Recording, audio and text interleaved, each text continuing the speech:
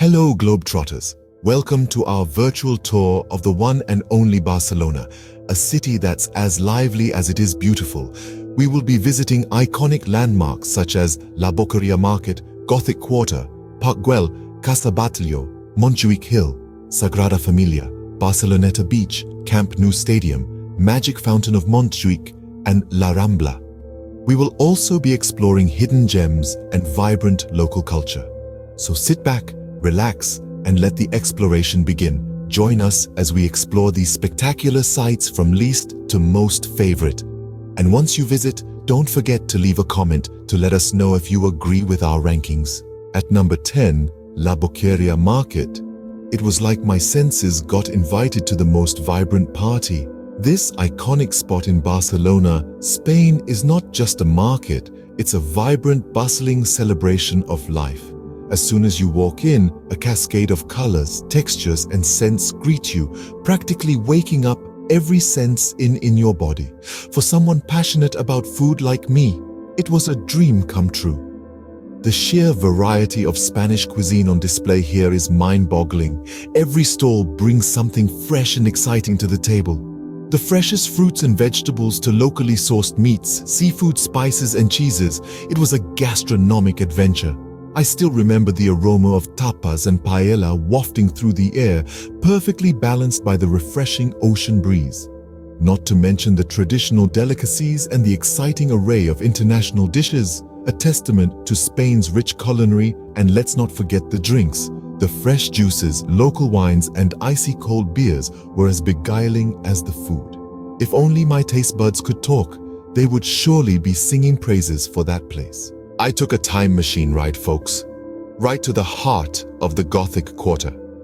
This place, I tell you, is where the past takes a deep breath and comes alive in every corner, every crevice. I found myself lost in a maze of alleys, awestruck by the hidden majesty enclosed in its age-old walls. The stones underfoot, the ancient cobblestones, they all seemed to hum with tales from hundreds of years ago. The Gothic Quarter, with its stunning architecture and ageless beauty, stands as a testament to the richness of history. It's like stepping into a time capsule, a snapshot of an era long past. You don't read about history here, you feel it etched in the very fabric of the borough. Stamp the stone pathways. Peep out from every corner, whispering sagas of ancient societies, of epochs that have faded into the mist of time. Stories of victories, of love, of sorrow, and of legacy. These murmurs seem to gently echo, sketching a stark picture of the past. And if you hush your mind and really listen, who knows? You might catch the walls murmuring their ancient stories. As I first stepped foot into Park Güell, I was instantly transported into a scene straight out of a fairy tale. I found myself wrapped in a world that seemed so much more alive and lighter. It was like walking right into an enchanting storybook with a new spectacle to marvel at around each corner. The park was this breathtaking fusion of art, nature, and architecture. I was amazed at how its organic formations perfectly mixed with the landscape and the radiant mosaics that sparkled under the sun. Wandering through the labyrinth-like paths, I was drawn into this dreamy reality. The design of the park was so different, it felt like I was in some other dimension. It was a clear display of the creativity of the genius, proving the vision of a man who dared to see the world through a unique lens. The real charm of this place? It's all thanks to the man who dreamed it all up, the quirky architect Antoni Gaudí. I felt like I was in a scene from Alice in Wonderland. Only this time, the character of the Mad Hatter was replaced by the eccentric Antoni Gaudí himself. Next up on my journey was Casa Batll, a building so extraordinary, you'd swear it was dreamt up by a dragon on a sugar high. This architectural marvel in Barcelona doesn't just break design norms, it rewrites them, drawing you into a world of fantasy. But before we explore more, don't forget to like, share, and subscribe to our channel to join us on this incredible journey. Now, walking up to Casa Batll, I found myself caught up in the building's wild energy, as though I was caught up in a dragon's sugar rush. Its exterior, is a burst of color. Reds, blues, yellows, and greens all splashed together on a grand scale. The building bends and curves in a manner so wild it almost seems alive. It's as though the walls ebb and flow like the ocean, a testament to the brilliance of its architect. But Casa Batll isn't just about its vibrant hues, sensual curves. It's a tribute to creativity. From the intricate mosaics to the quirky window shapes, it's a testament to the power of human imagination. Casa Batll truly is an architectural gem, reflecting the lively vision of a dragon on a sugar spree.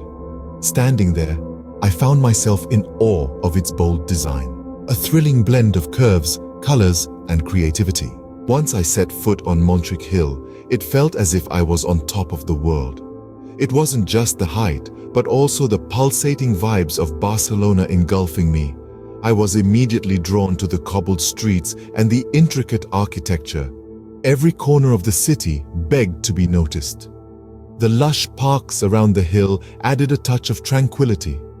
The sound of birds singing and leaves rustling was like a symphony orchestrated by nature itself. As I climbed up the hill, a cool breeze filled my lungs with fresh Mediterranean air. When I reached the summit, the city spread out below me, with its landmarks looking like gems strewn across a map. The Sagrada Familia, Gothic Quarter, and lively beaches were all there beneath me, waiting to be discovered. I stood there, utterly captivated. Barcelona felt alive, emanating a vitality that was contagious. As the sun dipped below the horizon, it painted the sky in shades of gold and crimson. The city lights began to twinkle, reflecting the stars above. The sight was so mesmerizing, it felt as if I was watching Barcelona inside a snow globe. As a wanderer, stepping into Barcelona, Spain, you can't help but stand in awe of the Sagrada Familia.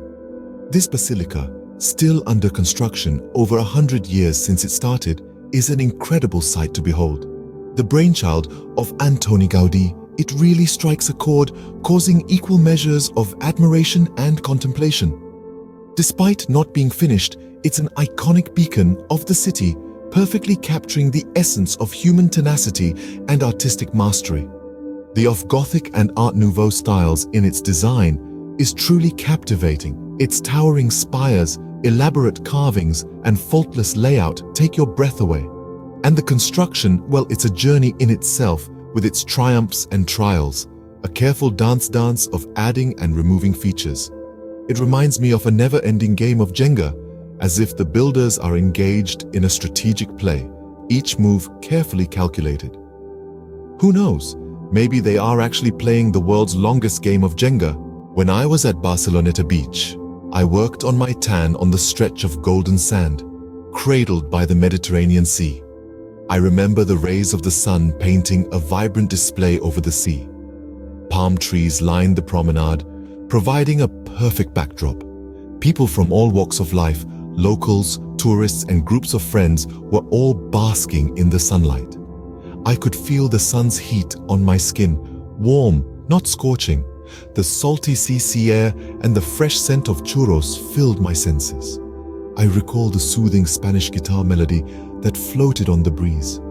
I enjoyed watching the cafes filled with people. The beautiful mosaic designs of the walkways were a testament to the city's culture. And the best part, I didn't have to worry about getting sunburned. Stepping into Nou Stadium was like immersing myself in a sea of fervent energy. Nestled in the heart of Barcelona, Spain, this architectural marvel felt like a living, breathing entity pulsating with the love of soccer. As a traveler, the sheer magnitude of its size, capable of holding 99,354 people, left me in awe. The legacy of elite sportsmanship felt so tangible here, as if etched into the very walls by the architects who crafted this masterpiece. I could almost feel the collective anticipation and jubilant energy of countless matches played here, reverberating the air.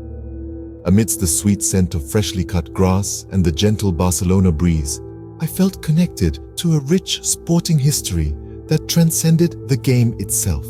The only thing that brought back to reality was the conspicuous absence of the usual overpriced stadium. Before we delve further into this journey, remember to like, share this video, and subscribe to our channel. Each click supports us in bringing more such immersive experiences your way. Every bit of your support truly adds up. Now, let's get back to our exploration of the Camp Nou Stadium. I'll never forget my visit to the magic fountain of Montjuïc. It was like stepping into a beautiful symphony of water, light, and music. The place felt enchanted, urging me to get lost in the rhythmic dance of the water jets. The fountain, in all its radiant hues, put on a mesmerizing visual show. I was awestruck, watching the water jets sway gracefully in harmony with the melodies. The scene was so evocative, the performance of light and water felt like a ballet, choreographed to match the music's beat. The dancing lights on the water seemed to pull the night skies into their magic, their reflections casting a dreamy atmosphere. The attention to detail was amazing, every bit designed to put on a performance that I'll always remember. The fountain was more than an attraction. It was a vibrant concert in itself.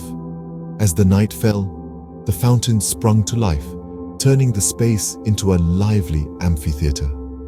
The tunes resonated through the air as the fountain swayed with the rhythm, the water jets mimicking the music's flow. The lights changed their hues along the music, painting an ever-changing spectrum in the night sky.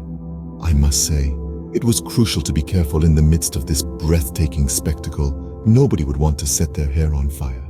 So, there I was, strolling down La Rambla, a street that felt like it had more life than a squirrel who just knocked back an espresso.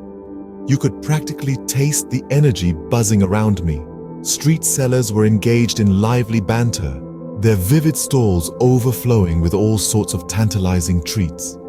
To my left, food stands were whipping up an arsenal of mouth-watering scents, while my right was filled with the enchanting melodies of street musicians. Tourists and locals were crisscrossing paths, pumping even more life into the already thriving La Rambla. You can't help but notice the beautiful coexistence of the old and the new, each site offering a new spectacle, each sound creating a harmonious symphony. There were these cool little shops and cafes tucked in corners, each offering a unique experience. But La Rambla is more than just its crowd and street performances. It embodies the city's zest for life. The magnificent architecture of the Older was like a silent testament to the city's rich past. As the sun set, it added a whole new layer of drama to the vibrant scene, and as night arrived, the flickering neon lights cast a spell on the crowd. On La Rambla, you're never just a spectator, you're a part of the show. The city reveals its magic gradually, and the charm of La Rambla is in all the untold stories and unseen experiences waiting to be explored. It felt as if every corner of this place had a tale to tell, a moment. And so, we've reached the end of our journey, taking in the breathtaking sights of Barcelona's highlights.